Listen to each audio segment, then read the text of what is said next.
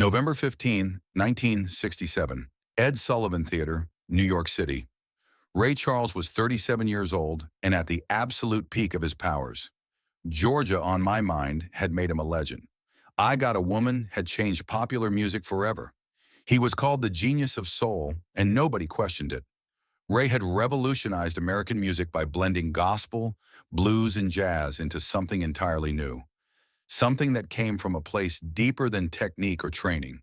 It came from pain, from experience, from a man who had been blind since age 7 and had learned to hear music in ways that sighted people never could. That night, Ray was appearing on The Ed Sullivan Show alongside other guests, including a young guitarist who had been making waves in London and had recently shocked America at the Monterey Pop Festival. Jimi Hendrix was 25, 6 feet of quiet intensity wrapped in psychedelic clothing and armed with a white Fender Stratocaster that he seemed to make scream, cry, and speak in tongues. The British press called him a guitar god. The American press called him a spectacle. Ray Charles had heard about Jimi Hendrix, but he hadn't really listened to his music. What he knew came from secondhand accounts, magazine articles, and brief glimpses of television performances. What he saw was a young black man playing loud, distorted guitar music for screaming white teenagers. What he heard was noise. What he feared was that this new generation was forgetting where soul music actually came from. These young cats think volume equals emotion, Ray had told his pianist backstage earlier that evening. They plug in their guitars, turn everything up to 10, and think that's music. Real soul don't come from amplifiers. It comes from here. Ray tapped his chest over his heart. And here, he tapped his temple. Pain and wisdom. That's what makes music real. Ray's blindness had taught him to listen differently. He could hear the difference between genuine emotion and manufactured excitement. He could detect authenticity in a voice, sincerity in a guitar line, truth in a rhythm section. And from what little he'd heard of Jimi Hendrix, he heard a lot of volume and flash, but very little soul. The Ed Sullivan Theater was packed with 728 people that night, all of them waiting to see America's most famous variety show. Ray Charles was the headliner, scheduled to perform 2 songs that would remind the audience why he was considered one of the greatest living musicians. Jimi Hendrix was listed as a special guest, scheduled for 1 song, something to showcase the new British rock scene to American television audiences. Neither man knew that by the end of the evening, everything they thought they understood about music would be different. During the rehearsal that afternoon, Ray had listened to Jimi run through Hey Joe with his band. From his position at the piano, Ray heard the volume, the feedback, the effects pedals, the showmanship. He heard Jimi play the guitar behind his back, with his teeth, while spinning and dancing around the stage. To Ray, it sounded like a carnival act, music as spectacle rather than communication. "Ed," Ray said to Sullivan during a break, his voice quiet but firm, "what exactly is that young man trying to say with all that noise?" Ed Sullivan, who had been in show business long enough to recognize both talent and trouble, chose his words carefully. "Ray, the kids love him. He's selling records. He's packing concerts." "That don't make it music," Ray replied. "Selling records ain't the same as touching souls." When the live broadcast began at 8 o'clock, Ray Charles performed first. He sat at his piano, his dark glasses reflecting the stage lights, and played Georgia on My Mind with such emotional precision that the studio audience fell completely silent. Every note seemed to carry the weight of personal history. Every pause felt like a conversation with pain itself. Ray's voice, weathered by years of living and performing, told a story that went beyond the lyrics, beyond the melody, into something that felt sacred. The 728 people in the audience understood immediately that they were witnessing mastery. This wasn't entertainment. This was art at its highest level. When Ray finished, the applause was respectful, almost reverent. This was how soul music was supposed to sound. Jimi Hendrix watched from the wings, his white Stratocaster hanging silent across his shoulder. He had heard Ray Charles records, of course. Every musician had. But seeing Ray perform live, witnessing that level of emotional authenticity, was different. Jimi understood immediately that he was in the presence of a master, someone who had earned his reputation through decades of pushing music into new territories. Ed Sullivan introduced Jimi as the young guitarist who's been setting London on fire, and Jimi walked onto the stage to polite applause. He looked small next to Ray Charles's massive presence, young and uncertain compared to the established genius at the piano. But then Jimi plugged in his guitar, adjusted his amplifier, and Ray Charles heard something that made him stop smiling. The opening notes of Hey Joe filled the theater, but they weren't the loud, flashy sounds Ray had expected. Jimmy's guitar spoke with a voice that was controlled, nuanced, emotional. His fingers found notes that seemed impossible, bending strings in ways that made the guitar sound almost vocal. This wasn't noise. This wasn't show business. This was music. Ray Charles turned in his seat to face the stage, his blind eyes focused on the sound coming from Jimmy's amplifier. For the first time in the evening, Ray Charles was listening, really listening, to what Jimi Hendrix was trying to say. What he heard changed everything. Jimmy's version of Hey Joe was nothing like the crowd-pleasing version he had performed during rehearsal. This was intimate, painful, a story told through guitar strings and amplifier tubes. His voice, when he began singing, was vulnerable and honest. No showboating, no tricks, just raw emotion channeled through electricity and skill. Ray Charles had been wrong about volume. In Jimmy's hands, amplification wasn't about making noise. It was about making space for emotions that couldn't be expressed quietly. The sustain that electric guitar provided allowed Jimi to stretch notes, to make them cry and plead and confess in ways that acoustic instruments couldn't match. When Jimi reached the guitar solo, Ray Charles leaned forward in his seat. What he heard was a conversation between pain and hope, between anger and love, between tradition and innovation. Jimmy's fingers found blues scales that Ray recognized, but he played them through effects and amplification that created new emotional colors. This was the same musical language Ray spoke, but with a vocabulary expanded by technology and youth. The studio audience, which had been politely attentive during Ray's performance, became completely absorbed in Jimmy's. This wasn't the screaming teenager response that Ray had expected. This was the same respectful attention that serious music commanded, the same focused listening that Ray's own performance had inspired. When Jimi finished Hey Joe, there was a moment of silence in the Ed Sullivan Theater. Not the uncomfortable silence of confusion, but the profound quiet that follows genuine artistic communication.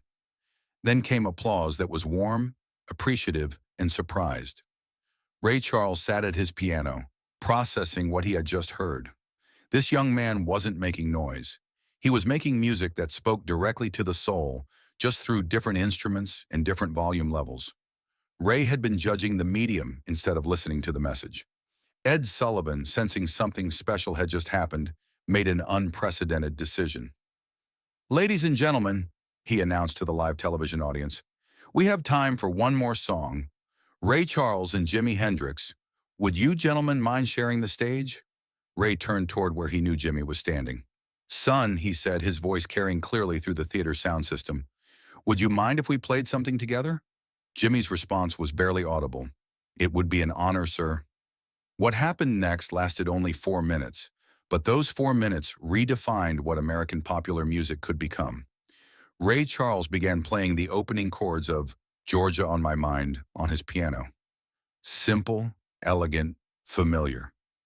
The song that had made him famous played the way he had always played it. But after 8 bars, he nodded toward Jimi, inviting him to join.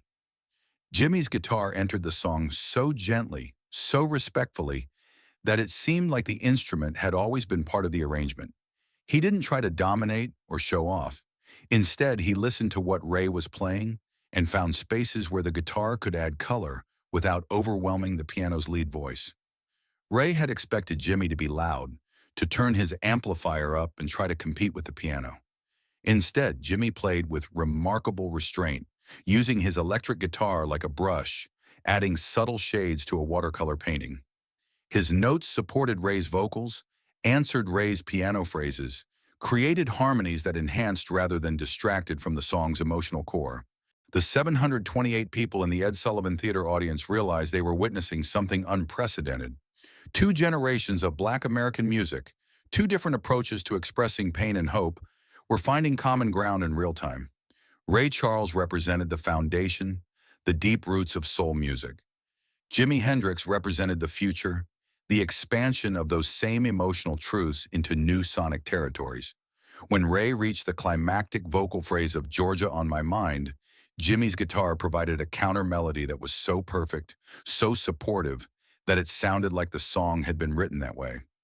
Ray's voice soared over Jimmy's electric accompaniment, and for 4 minutes, the boundaries between traditional and modern, acoustic and electric, old and young, disappeared completely. When the song ended, Ray Charles turned toward Jimmy and extended his right hand. Jimmy took it immediately, and their handshake lasted several seconds while the audience applauded. "Son," Ray said, his voice quiet but clear enough for the television microphones to pick up, "I owe you an apology. I thought you were just making noise." "But you're making music, real music." Jimmy's response was barely audible. "Mr. Charles, you just taught me more about music in 4 minutes than I've learned in 4 years." Ray smiled, the first genuinely warm expression he had shown all evening. "Music don't have boundaries, son. It just has truth. And you got truth." The live television audience was witnessing something special, but they couldn't know that this 4-minute collaboration would influence both musicians for the rest of their careers.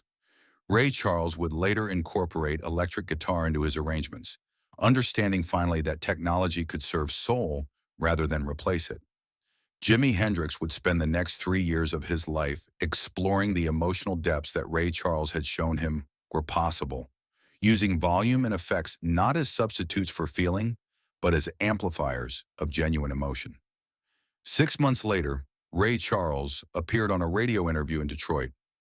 When asked about new trends in music, he said, "I met a young guitarist recently who taught me something important. Electric don't mean fake, and loud don't mean empty. That boy can make a guitar cry real tears. His name is Jimi Hendrix, and people need to listen to what he's really saying, not just how loud he's saying it." Jimi Hendrix, meanwhile, began incorporating elements of Ray Charles's approach into his own performances. His guitar solos became more melodic, more conversational. His use of feedback and distortion became more purposeful, less random. He had learned from Ray Charles that technical skill without emotional honesty was just showing off. The Ed Sullivan Show performance became legendary among musicians. Bootleg audio recordings circulated through the industry, with established artists studying how two completely different musical approaches had found common ground so quickly and naturally. B.B. King, after hearing the bootleg, told his band, "That's what music is supposed to do. Bring people together, not tear them apart." Ray Charles and that young Hendrix boy showed everyone how it's done. Diana Ross, who had met Jimmy briefly in London, saw the television broadcast and called her producer the next day. "Did you see what happened on Ed Sullivan last night? That guitarist isn't just flash. He's got something real to say." The collaboration influenced other musicians too. Stevie Wonder, then just 17 years old, watched the broadcast and later said it taught him that innovation and tradition didn't have to be enemies. Ray Charles and Jimi Hendrix proved that you could honor the past while creating the future, Wonder said years later. "That night changed how I thought about making music." But perhaps the most important impact was on Ray Charles himself.